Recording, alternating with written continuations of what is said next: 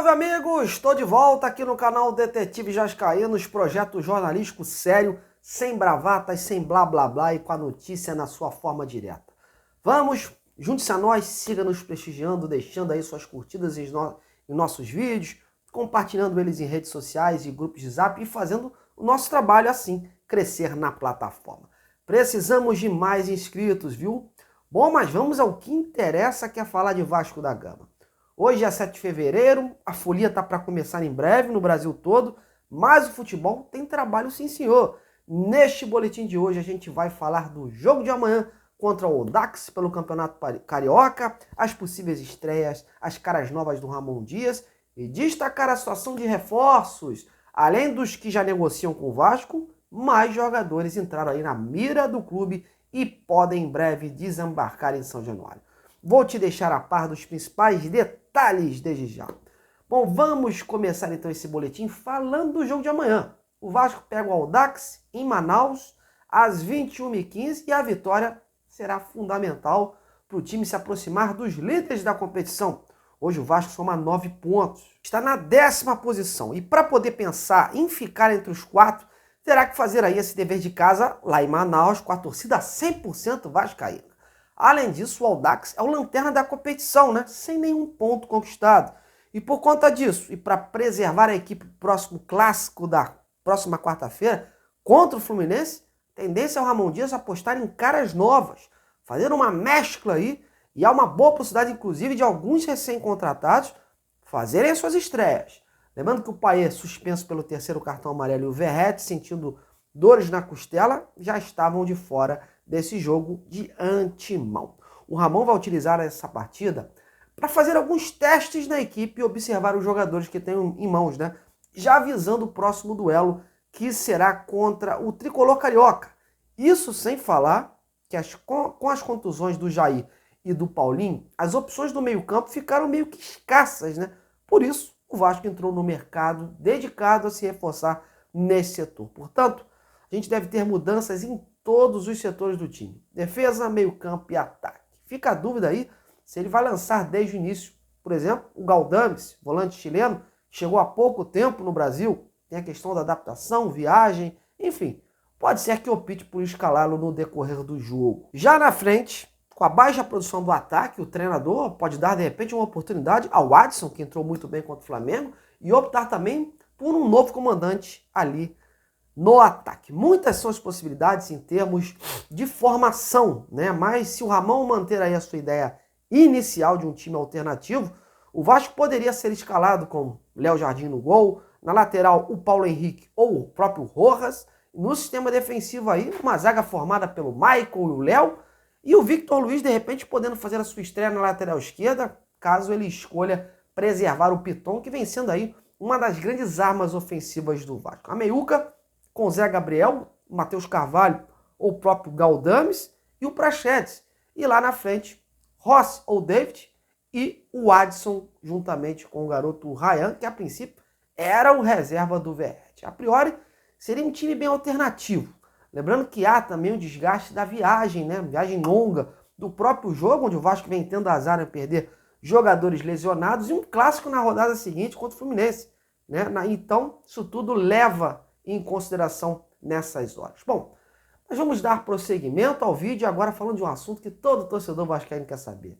Os reforços. Olha, antes da gente entrar nos nomes que vêm sendo tentados, hoje, em relação a um fato concreto, se concluiu o acordo final sobre a compra do Juan Sforza, aquele jovem volante argentino que pertencia ao New Old Boys. O assunto estava meio jogado no ar, ninguém falava mais nada, embora já tivesse um acerto. Já estava tudo apalavrado, mas faltava aí as assinaturas dos ambos os clubes para que o negócio fosse então concretizado. E elas aconteceram, ficou acordado que a venda se deu aí por cerca de 5 milhões de dólares, com o Vasco sendo obrigado a pagar mais 1 milhão, caso o jogador atinja aí algumas metas pré-estabelecidas em contrato. O clube argentino ainda vai manter 20% dos direitos do jogador em caso de uma futura venda. O Sforza segue participando do pré-olímpico com a seleção da Argentina e quando encerrar a participação por lá, vai para Buenos Aires e depois sim vai chegar ao Rio de Janeiro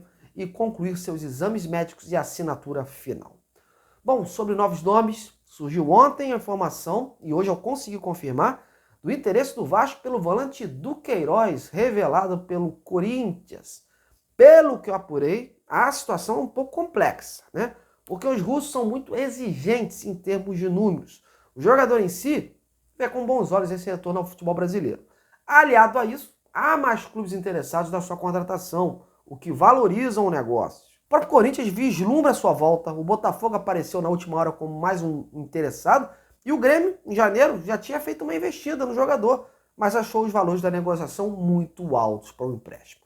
O Vasco tem interesse num acordo também para o empréstimo até o final da temporada, mas a grana promete ser alta, né? Quando o Grêmio, por exemplo, tentou o seu empréstimo, o Zenit pediu uma compensação financeira na casa dos 500 mil euros.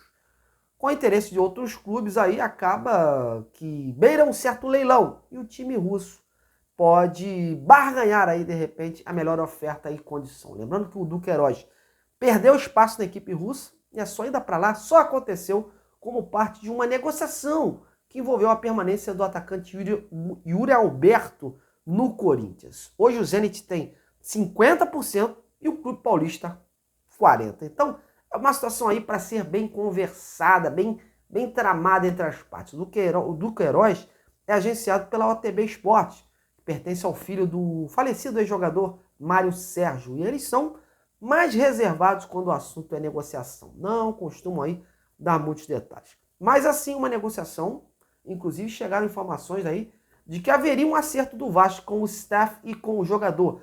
Eu ainda não consegui confirmar isso, mas acho que isso seria o que de menos pesaria nessa hora, nessa negociação. Até porque o Vasco vem sim acertando com os jogadores, com seus representantes, mas na hora H a dificuldade maior fica por conta dos clubes, dos atletas, né? Que pedem muito ou não aceitam as condições propostas pelo Vasco. Então, só resta a gente esperar mesmo. Sobre Pedro Henrique, a situação é mais ou menos idêntica, né? Como eu informei ontem.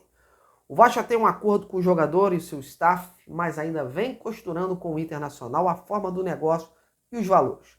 Porque tudo precisa passar também pelo crivo da 777. A negociação começa no número X, daqui a pouco vira Y e todas as partes precisam daquele aceite para que o negócio flua, né? O negócio dê andamento. Inclusive o jogador segue à disposição do Eduardo Cudê.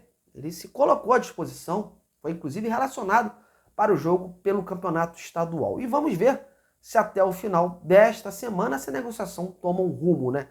Em relação ao Breno Lopes, nenhum fato assim tão novo.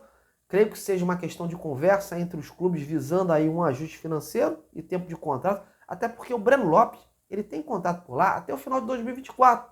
E não seria interessante para o Palmeiras, por exemplo, emprestá-lo até o final da temporada sem uma segurança em termos de valores. Creio que o foco aí seja uma venda, a menos que o jogador renovasse e fosse emprestado, coisa que eu não levo tanta fé. Então, todos esses detalhes fazem a diferença numa transferência. E o Palmeiras, meus amigos, não está forçando tanto a sua saída, até porque está satisfeito com o jogador e também conta com poucos atacantes no elenco. O Dudu e o Bruno Rodrigues estão se recuperando de uma cirurgia. E de novidades para o setor, apenas o Lázaro e o Caio Paulista. Então, conjunto de fatores aí pode contribuir aí para esta negociação ser sacramentada. Inclusive, a vontade do próprio jogador, né? Se quer ou não topar esse desafio, porque alguns amigos de São Paulo, que fazem a cobertura do Palmeiras, me confirmaram que o jogador está sim em dúvidas sobre essa transferência. Ele sabe que no Palmeiras tem a confiança do treinador e toda uma ambientação. Aqui, a princípio, viria para ser sombra do Verratti. Então, isso tudo influi nessa hora. Mas eu estou ligadinho e assim que eu souber de mais algum fato novo, eu volto aqui com as minhas redes sociais para informar no antigo Twitter e no Instagram, no @Detetive Vasco. Bom, galera, colocando um ponto final, valeu demais, estou indo nessa. A você, meu muito obrigado. Até a próxima.